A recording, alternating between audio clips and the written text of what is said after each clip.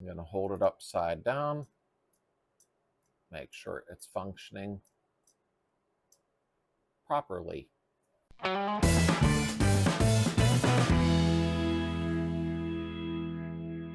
Welcome back to the community, everybody, and thank you all for being part of it. And I did want to give a special thanks to the folks who've been buying T-shirt stickers and donations. I appreciate that very much. Today, we are doing a SOLEX 28 PICT 1, and I'm doing that for a special reason. A friend of mine, Keith, who has been through some health scares and is still going through them, had asked me, could you do a rebuild on a carburetor if I send it to you? And he said, just tell me how much. Well, there is no charge. He is battling some very ugly stuff, so I thought it would be a nice gesture to rebuild it free of charge. And he's been good to me over the years, and I won't get into a lot of detail.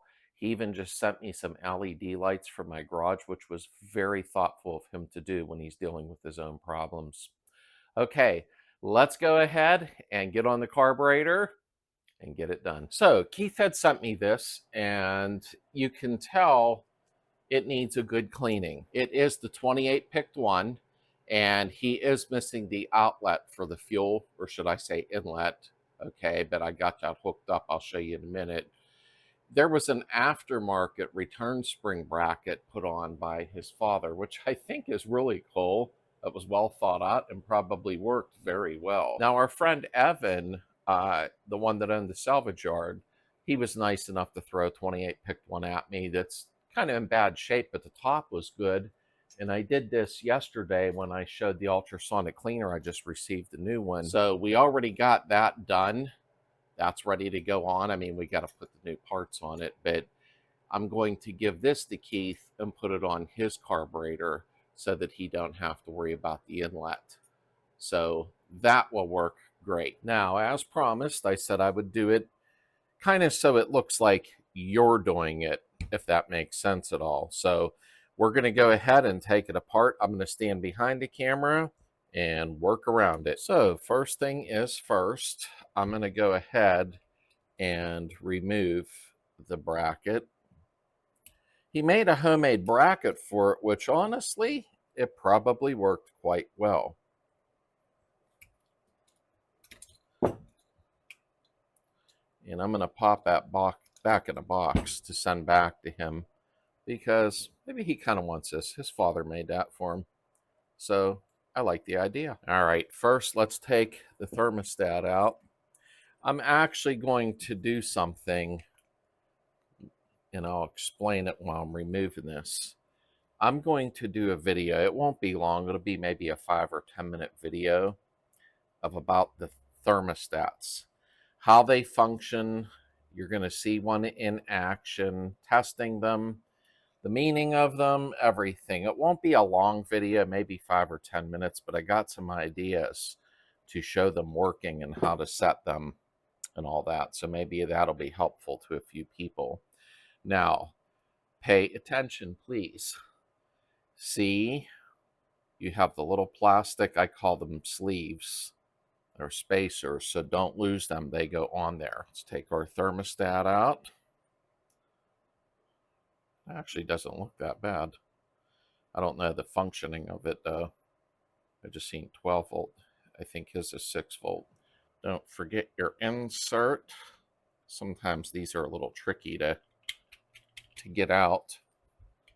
When I bump the camera, I see that might start happening. Here, let me try this. Sometimes they're a little snug in there. There we go. Be careful, these can get brittle. Now we're going to go ahead and remove the top. Hope I don't bump the camera a lot. I'm reaching around it. I did have a little harness for my GoPro to strap it to my chest. So you're right up front with me like you are now, and I can't find it. Because my garage is a mess, as usual. But I hear if your garage is not a mess, it means you're not doing anything, so I guess it's okay. Let's take these 4 off.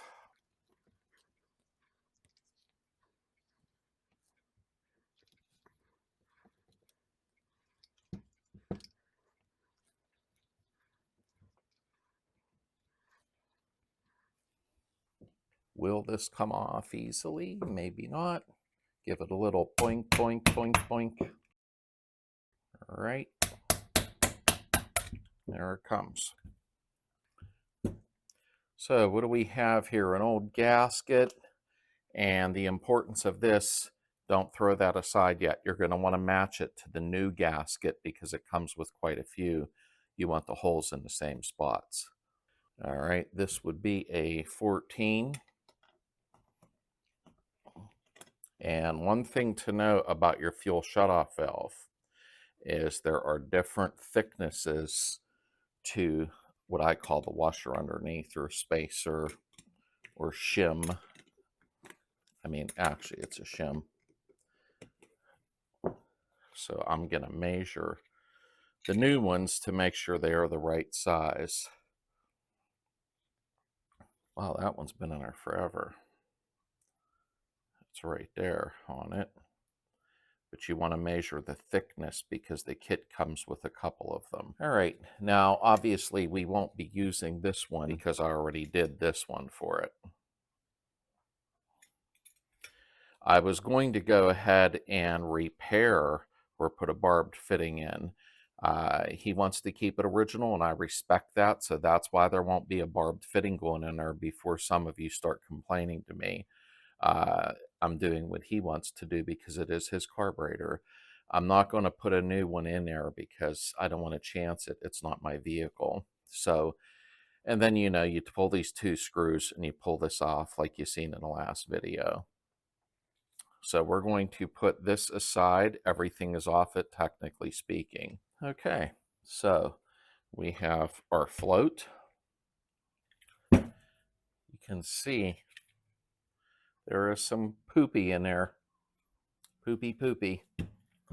All right, let's take our air correction jet out.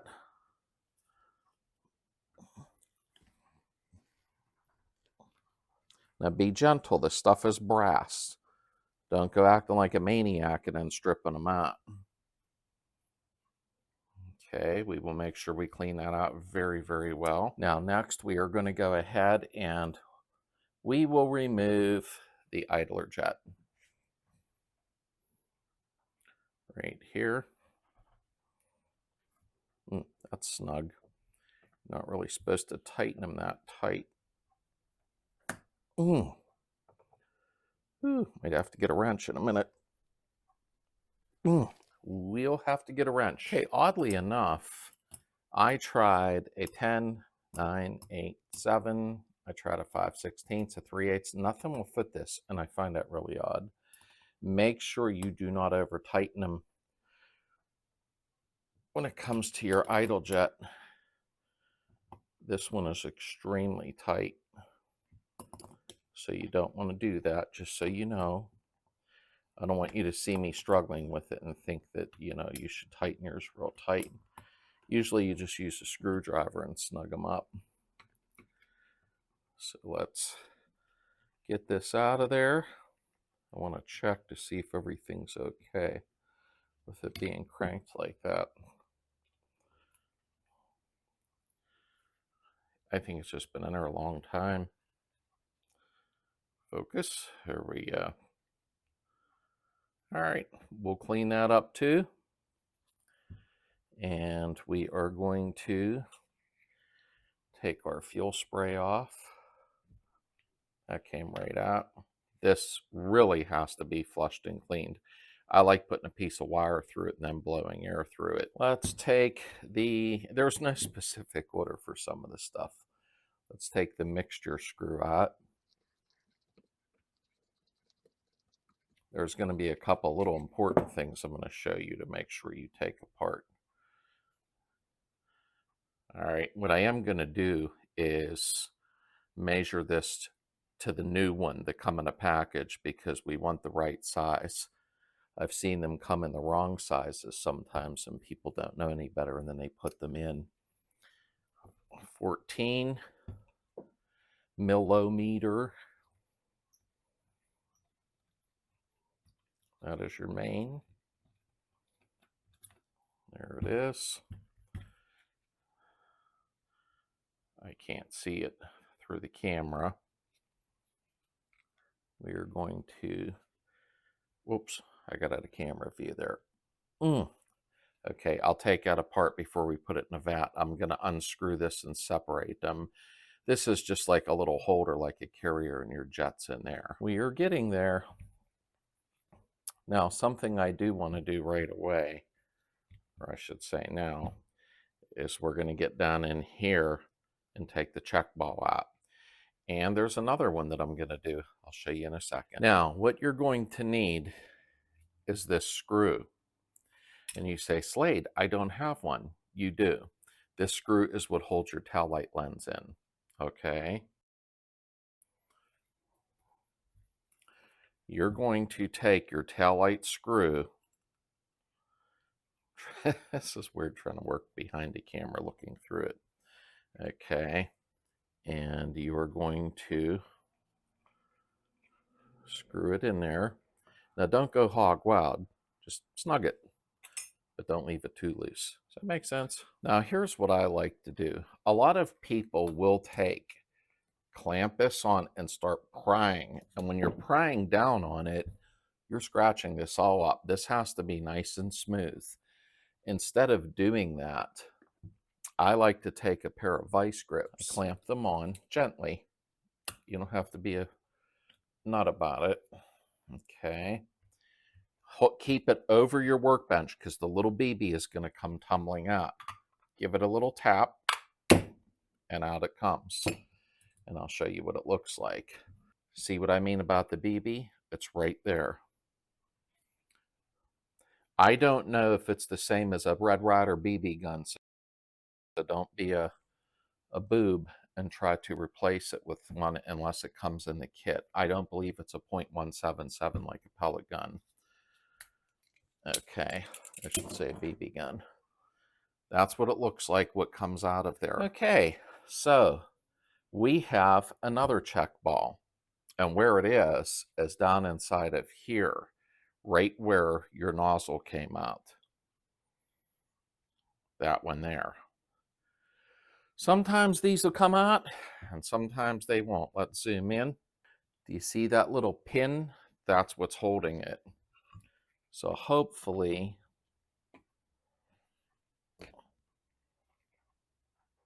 nope, it's coming apart in pieces.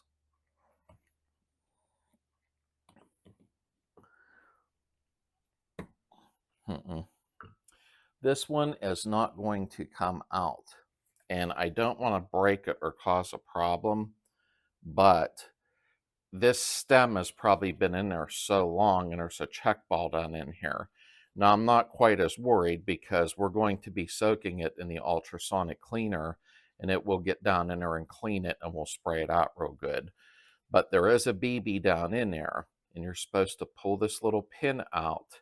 Let me see if the other carburetor got one.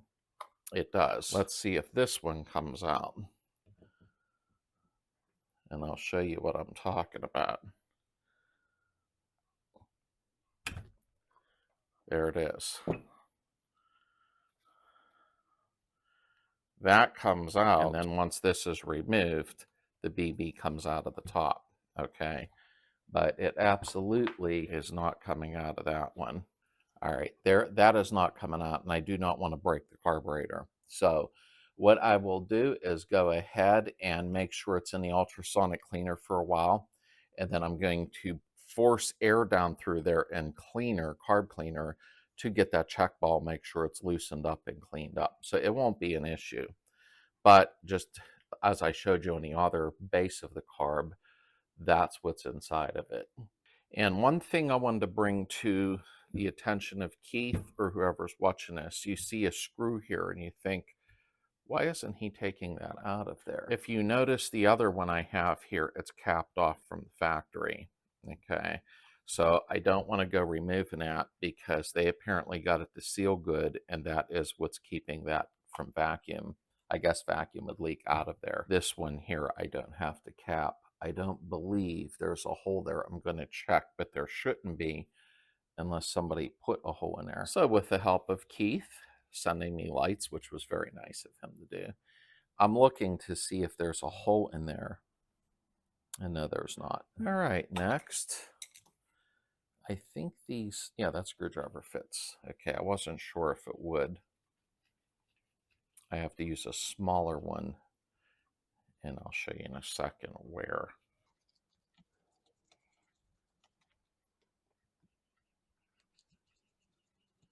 I really wish that pin would have come out, but it broke right off immediately.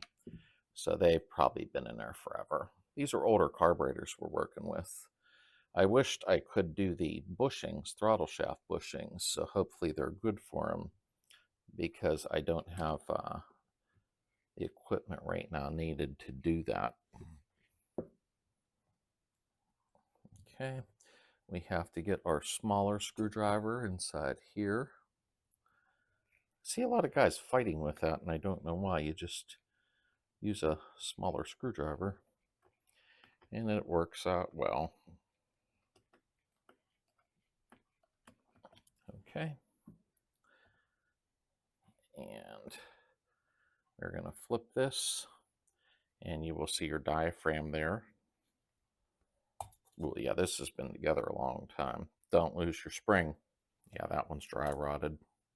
Really bad, really bad. You can hear it. Crunch, crunch. Okay. So we're going to take, I hope the cotter pin don't break. If so, I'll be running to Ace Hardware real fast, unless there's one in the kit that's that little. So I'm going to be very, very careful with it. Come on. There we go. And come on.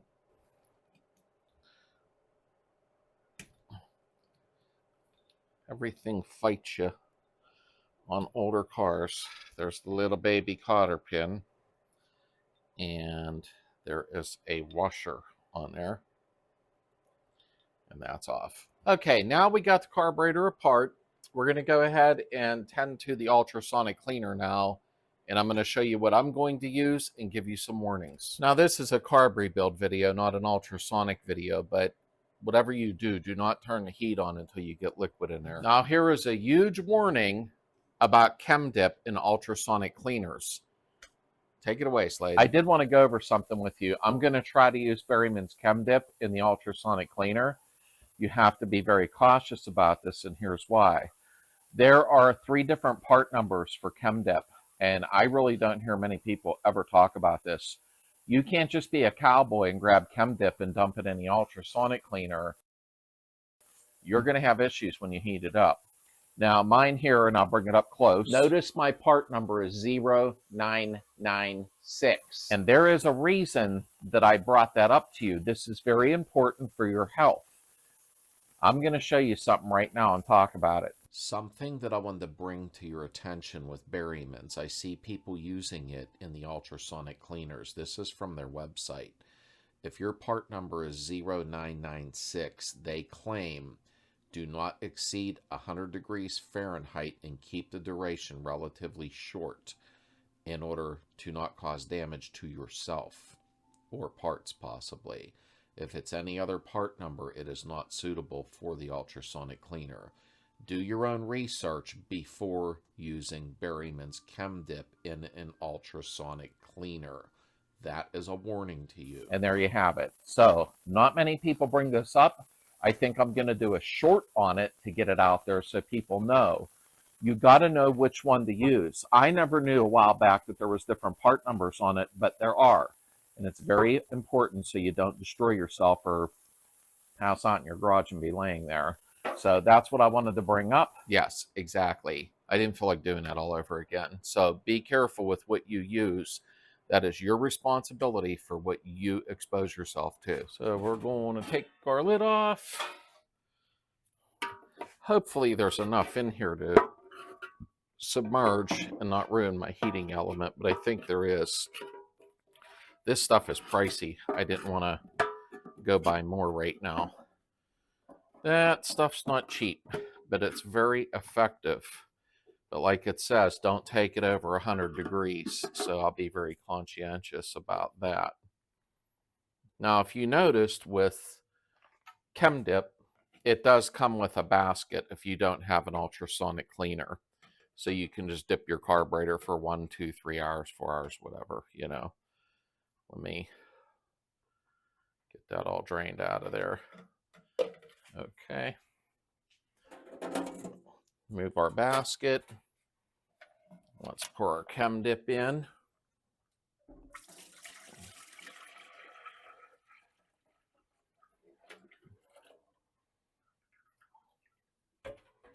So hopefully there is enough there to submerge the carburetor. If not, then I'll switch to simple green, but I think it should be fine. So first things first, we're going to turn it on.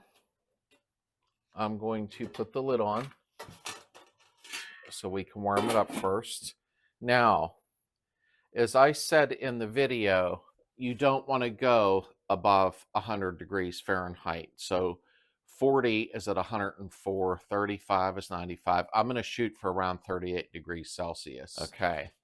What's nice with when I make my own solutions up, I'm able to pour extremely hot water in there to get it started. So what we're going to do first is degas. I did put a short video up about degassing. Degassing and why it's important for the ultrasonic cleaners to function the best they possibly can, because there's gases in the water when first added, and if you don't remove them, the effectiveness is reduced drastically. This machine has a degas feature, thankfully. It usually runs for 5 seconds, stops for 3, and then so on up to 5 minutes. And it allows the gases and air to come to the surface and escape. Now, if you don't have that feature, run your machine for at least 20 minutes, first for a full cycle to do the same thing without anything in there. If it's not doing a good job, that's probably why it needs degassed. Trust me, it will make a difference. Almost forgot to. Now, what we're going to do is degas first.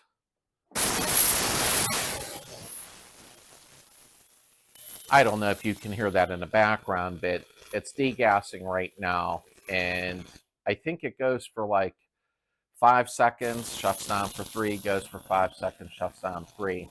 And it gets all the gases and airs out of your water. Water holds a lot of air and gases. Your chemical, it gets it out of there so the cleaningness is more effective. So sorry if you hear the buzzing, it's degassing right now. So let's go back over. It is at 14 degrees Celsius. I need it at 38. So I'm going to turn the heater on, but I'm also going to turn on the ultrasonic waves because it helps it heat up faster. All right, so it went to 42 degrees, so it didn't shut itself down. I want to see how hot it is. Let's check for accuracy.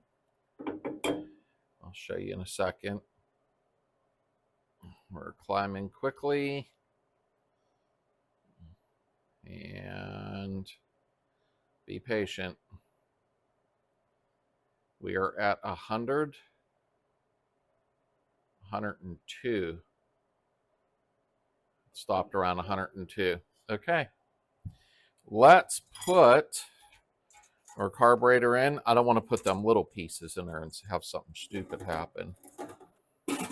This is going to get loud in a second, then we'll move away from it. I'll keep the heater on at 38 degrees Celsius. Now I'm going to kick it in, so it's going to make some noise, and we'll move away from it. I'm going to set the timer for 5 minutes. Bam. So we have all of our little parts here. Now I'm going to go ahead and clean them separately. That's what I'm going to do. But I'm going to show you something on a 28 PICT with the main. I apologize if you hear that buzzing. I can't help that. There's the main. These are different than a PICT 34. You actually, I'm going to just put this in the vise gently. Don't go crazy. Take the screwdriver and there you go. You're unscrewing the jet out of the carrier. And it'll have a number on it in case you need to change jet sizes. And there it is right there. So this is a little different than the PICT 34. If this was a PICT 34, you would just be unscrewing the jet out of the carburetor. But you'd be unscrewing the cap off and the jet sits inside of it. Oh well, it's that time of the year. Here comes the snow. Ugh. Oh well, that's part of December for you. All right, so our 5 minutes is up on the ultrasonic cleaner. We're going to pull the carburetor out and look at it. These parts I cleaned individually. So make sure you spray carb cleaner inside the holes to make sure your shutoff works. All these little holes, if you have to put a tiny piece of wire through, douse it with carb cleaner, scrub it up, and blow it out with air. So that's what I did with all these separately while I was waiting. The main jet, make sure you clean it out good. See the hole? There we go. And just go over them really, really, really good. Especially your fuel spray. Make sure that is cleaned out very well. Spray fluid in this end without this hitting you in the face. Of course, you should be wearing eye protection. And blow air through there. Make sure everything is flowing really great out of all your little jets. Okay, all right, 5 minutes. Let's see what it looks like. Now watch, this is gonna be hot. Oh my goodness. It looks nice. You shake all the chemical out of there. I'll bring you up close. Hold on, quit complaining. All righty. That's just, I polish everything, so you gotta ignore me. But that just needs polished up a little bit. Very, very nice. And the carburetor, that wasn't bad just for 5 minutes. That stuff all just needs rinsed out. You can see it come right off with my finger. Oh, I'm very happy with this outcome. And see, that's the piece that wouldn't come out, but I don't want to break it and make it worse. So I'm going to go ahead. Let me see something here. Yeah, that's coming right off. It just needs rinsed in water and blown off. But what I am going to do for a bonus, I'm going to put it in for 5 more minutes.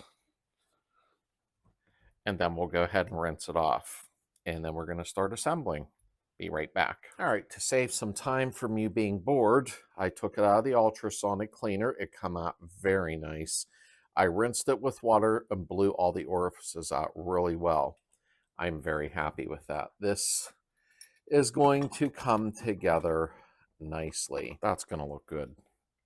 I'm very excited for Keith. Okay, let's start putting it together. Now, first thing is first.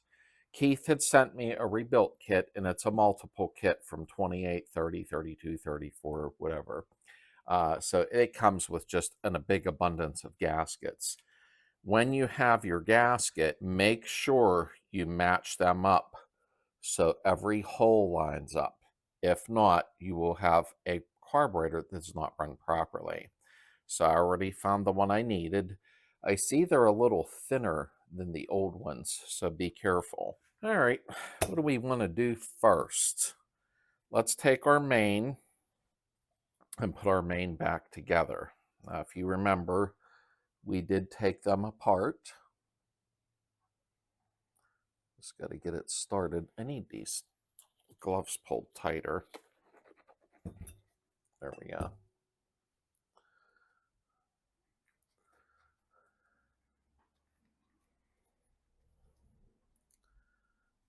Okay. And I'm going to put it in the vise temporarily. And remember, don't crank this tight. It's brass. You're just snugging it just so it don't turn on you. I want to go ahead and tighten the jet.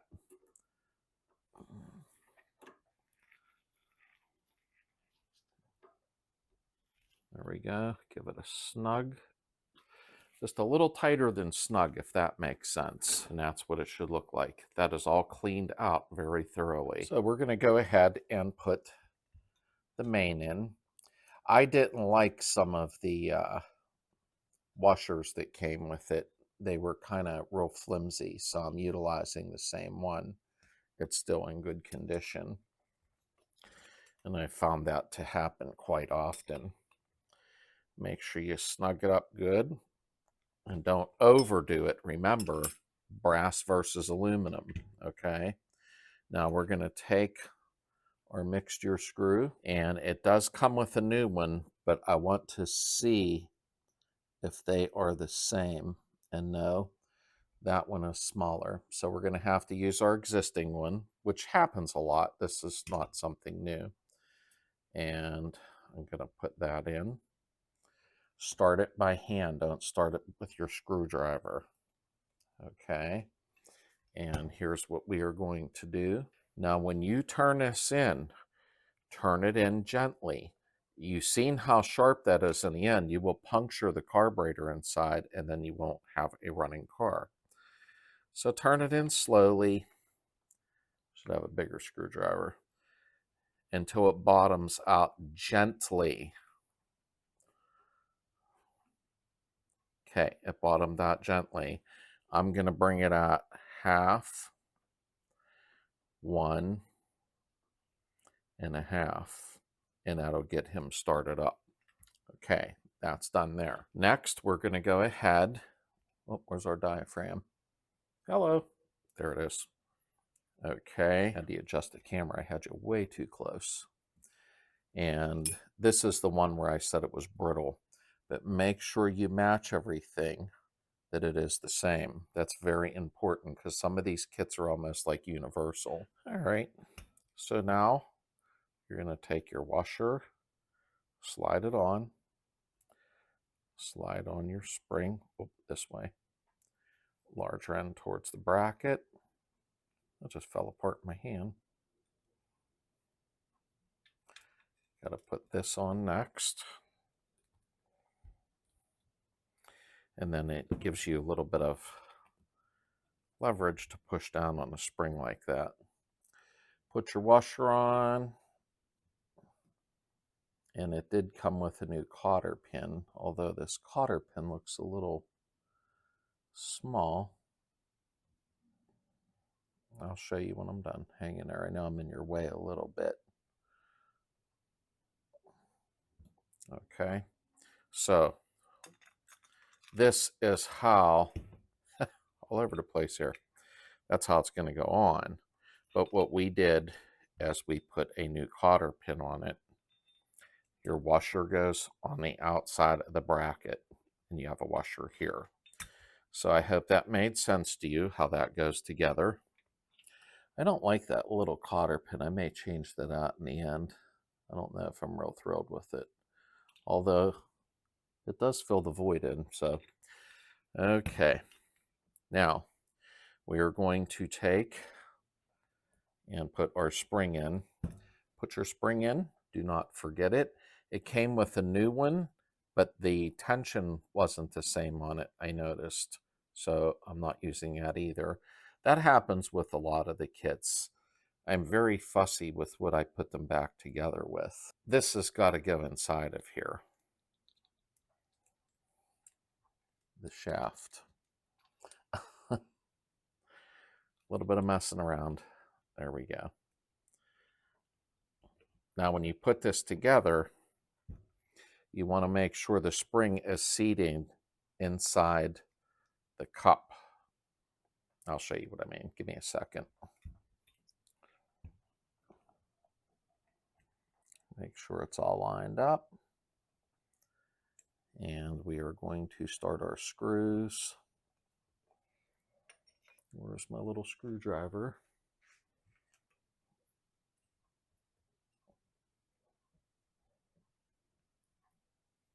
And I'm going to put one up here.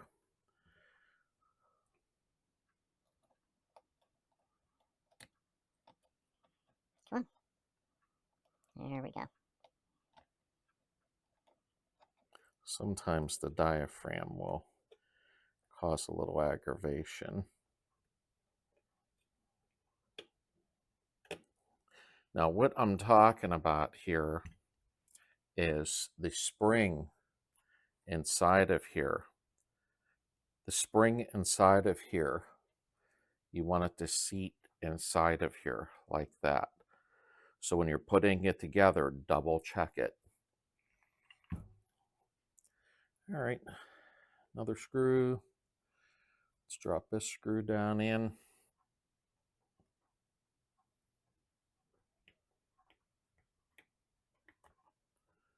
Just take your time when you're doing things like this.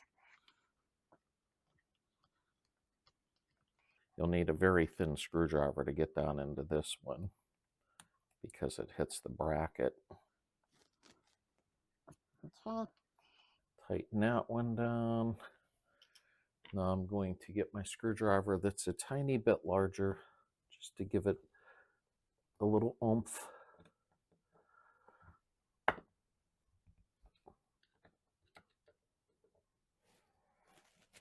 Whoop. And the little one down inside. There we go. Now make sure this moves smooth. A couple times to make sure this is going in and out smoothly. Okay, I keep bumping the camera. Isn't that great? I apologize. It's because I'm reaching around. And I look back out the window and looks like Christmas is on its way. Ugh. All right, we are going to take our idle jet that we cleaned up real pretty. Well, pretty's probably an overstatement.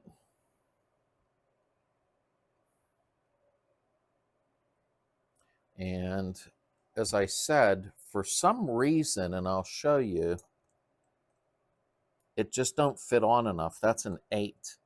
And I don't want to, how was that? I don't want to round it. So if I go to, I wanted to try a different 8 just to see if it was my wrench. No. If I go to any other sizes, like a 9 is too big. And I've used American ones and they didn't fit. So I have never run into that before. So using a crescent wrench is not a big deal. Just don't go crazy. Okay. Give it a snug. That's it. Woo, get off there. There we go. Now we are going to put our correction jet in.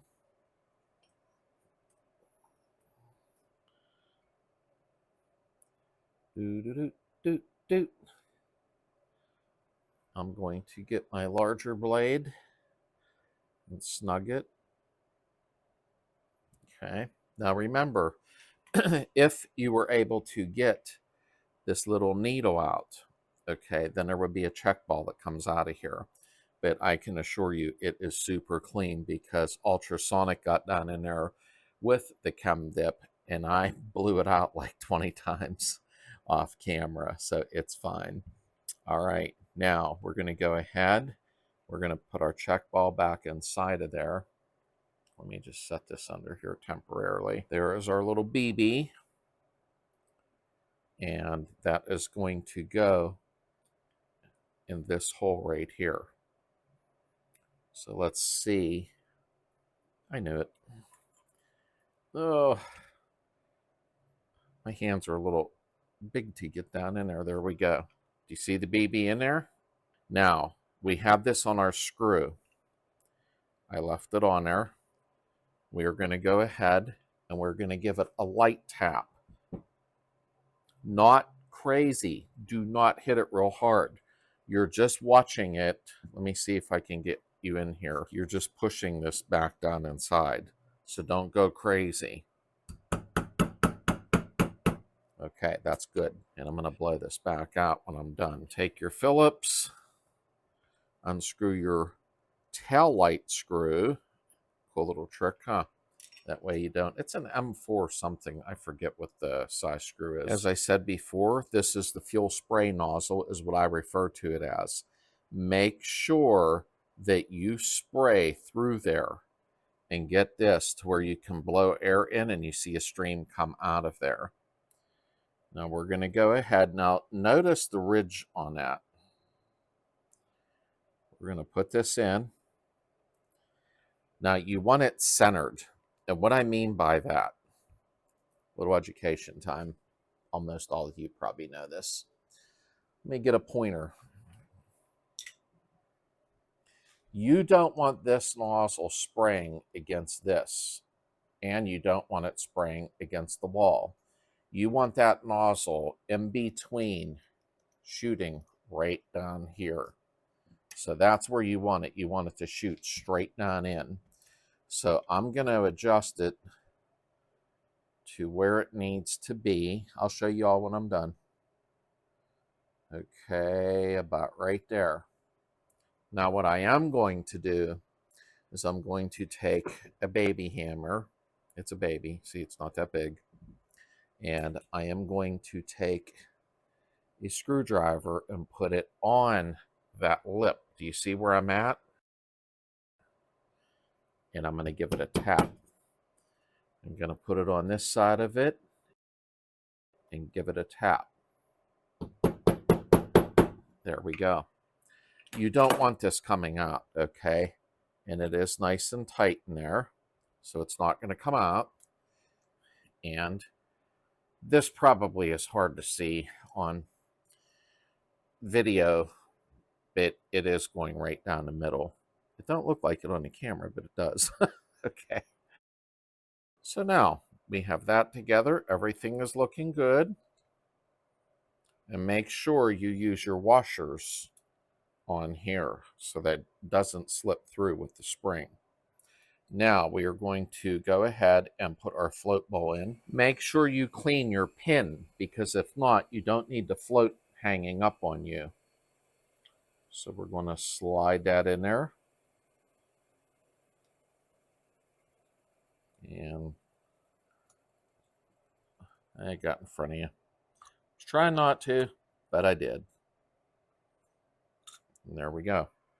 Now make sure that your float is moving smooth. Everything's harder on film. Okay. Now, what we're going to do, set this aside. Let's take our top. And we're going to go ahead and put our fuel shutoff valve in. So take your shutoff valve. Now this is a new one. And when you hold it upside down, make sure it returns to the open position and closed position. Put your washer on, do not forget. And there's different thicknesses to the washers. I've seen some guys say, hey, something not right. My car's running out of fuel or it's not shutting off. And it's because you have the wrong washer. There's different thicknesses on it. So we'll take our 14 millimeter.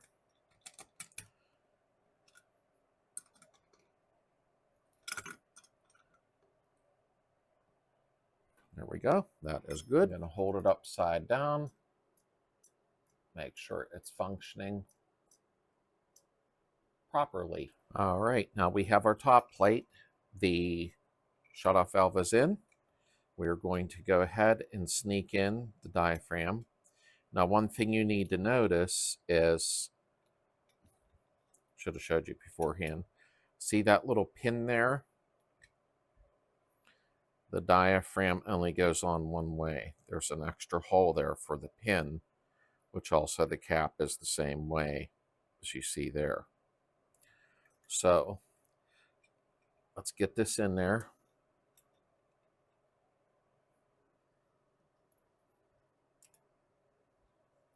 Turn it around this way. Make sure your pin seat's on the diaphragm. All right, somebody rang my phone. It cut the film off. I forgot to put it in airplane mode. Make sure you're lined up on that pin. That is very important for the diaphragm, okay? And also, when you're putting this on again, there's the pinhole. Set your spring on top. We'll try it that way. And set your cover right on. I like to take a peek to make sure it sat inside properly. And it looks like it did. We are going to start our screws.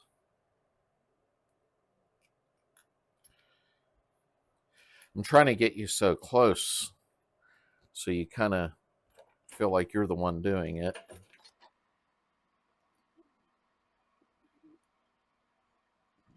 we go. All right.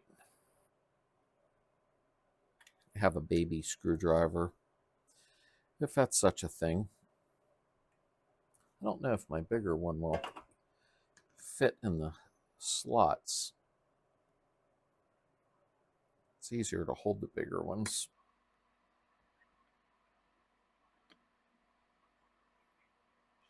Okay. You tighten them. Now you can tell as I'm tightening, I am using a small screwdriver so I don't overdo it. Okay. Alrighty. Things are looking up. There we go. I was pushing. Oh, was pushing it just to make sure. Yep, that's fine. Okay. Almost there. Next, we're going to do our choke thermostat. Now, something that you do need to know when you're putting this on, if you weren't paying attention, when you put it on, this side goes against the housing. See the indentation? And I'll show you again when I'm done. Now, what we're going to do first is we're going to put our screws in, and then you have, there we go, your little plastic sleeves. Now, believe it or not, they kind of spin on. Let's do another one.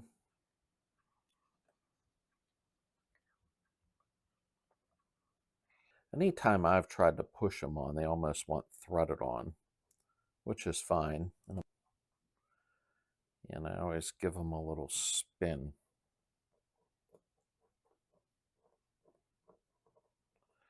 All right. And I see Keith bought a 6-volt thermostat, which is what he needs. The gentleman had everything I needed and some. Oh, well, there's a washer. I didn't use a washer on anything, so I'm not sure, but that is just a little flat washer. So, as you see, you have your little stem sticking out right there. That's what this will hook onto. So I'm sure some of you know that. What I'm not finding on this is a lot of your SOLEX thermostats have a notch, and that notch would line up with that notch, just like that. Now, this one doesn't have that. So when you line that notch up, it's pretty much preset. So I'm going to have to just set it by feel, if that makes any sense. So we're going to make sure our little arm is hooked on. Come on, get on there. So I'll adjust the tension after I get this plate on here. So we are going to put this on, holding that into place so it don't spin out on us.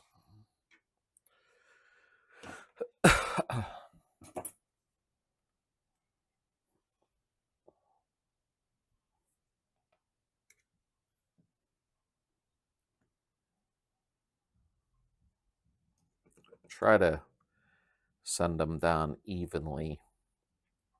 Like, don't just tighten one and clear down. There we go. Oop. Okay, I want to see where this is set. Okay, we want some tension on here. And then he can adjust this after he gets a hold of it on the car.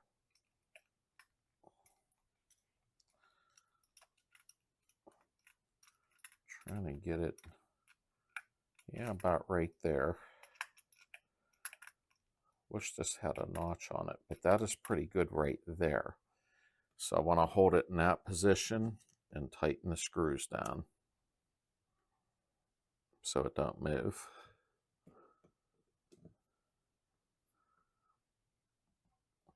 There we go.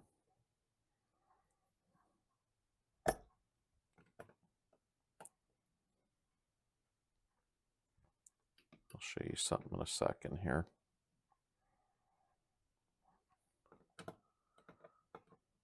Just double checking. I double check everything. Alrighty. Now, when he's ready and it's on the car, you'll see it closes on its own because it's cold. Okay. And then all he got to do is loosen these 3 screws slightly if he wants to make it tighter or looser. Not a big deal. So we have all of our parts on for except the top plate. And we're going to go ahead now and line the gasket up. Make sure all the holes line up, which they do. And we're going to set the top in place. Gave me a hard time before. And there we go. The top is set in place. Make sure nothing moves. And we're going to start dropping the screws in their designated spots. I'm going to go over a safety tip for you that's very important. Give me a moment. You need to know this. Hey, I just pulled the top of the carb off. Okay, all fun and games. All right. I'm going to show you something very important in a moment. Now, when you go to tighten these down, treat it like you're treating like a valve cover gasket or what have you. Do a crisscross pattern. So typically what I do is I tighten the front, almost tight. I come back here, over here, over here, and then down at the back. Okay, so you can even see how nice the butterfly looks on the bottom. Everything is spick and span. We have to keep bumping this around. Put our adjuster in. And what I like to do is put it to where it's just barely not touching. And that way he can make a final adjustment once he gets it on the car. How's that look? What do you think, Keith? Something that I seen, and I always keep all my parts together before I clean the workbench off. Plastic insert. So don't forget to put that in. You have a slot here and a slot there, and that's how you know exactly how it goes in. Come on.